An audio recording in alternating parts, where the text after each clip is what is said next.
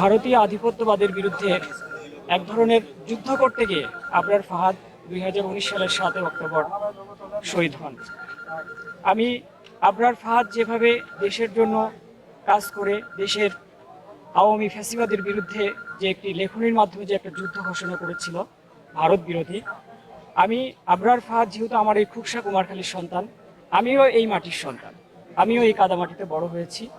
আপনারা আমার জন্য দোয়া করবেন। লিলি হালাল বিউটি সোপ, বিএসটিআই কর্তৃক সনদপ্রাপ্ত দেশের প্রথম হালাল বিউটি সোপ, দীপ্তিময় উজ্জ্বল ত্বকের জন্য।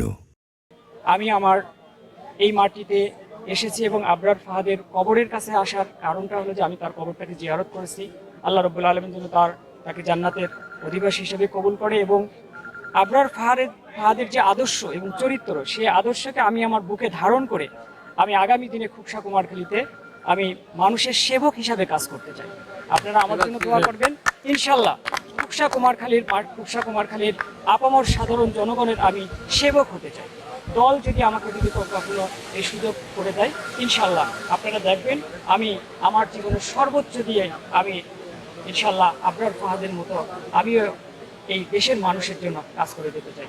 আমি ছাত্রদল করেছি, কয়েকবার কারা নির্যাতন ভোগ করেছি, আমি কারা নির্যাতিত হয়েছি এবং আমি এখন বাংলাদেশ জাতীয়তাবাদী কৃষক দলের কেন্দ্রীয় কমিটিতে আছি। স্বাভাবিকভাবে শিয়া বাটার ও ভিটামিন ই সমৃদ্ধ লিলি হালাল বিউটি সোপ, যাতে নেই কোনো অ্যালকোহল, নেই কোনো অ্যানিমাল ফ্যাট, এমনকি নেই কোনো ক্ষতিকর প্যারাবেন।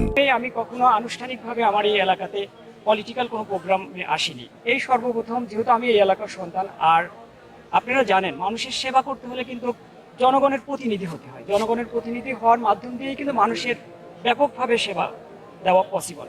সেই কারণেই আমি আবরার ফাহাদের যে জীবন, আবরার ফাহাদের যে তার যে উদ্দেশ্য এই ত্যাগকে আমি একদম তার ফিজিক্যালি তার কাছে এসে আমি আমার জীবনে আমি ধারণ করে আমি এই মাটি মানুষের জন্য আমি কাজ করতে চাই। দল যদি কখনো আমাকে সুযোগ দেয়, ইনশাল্লাহ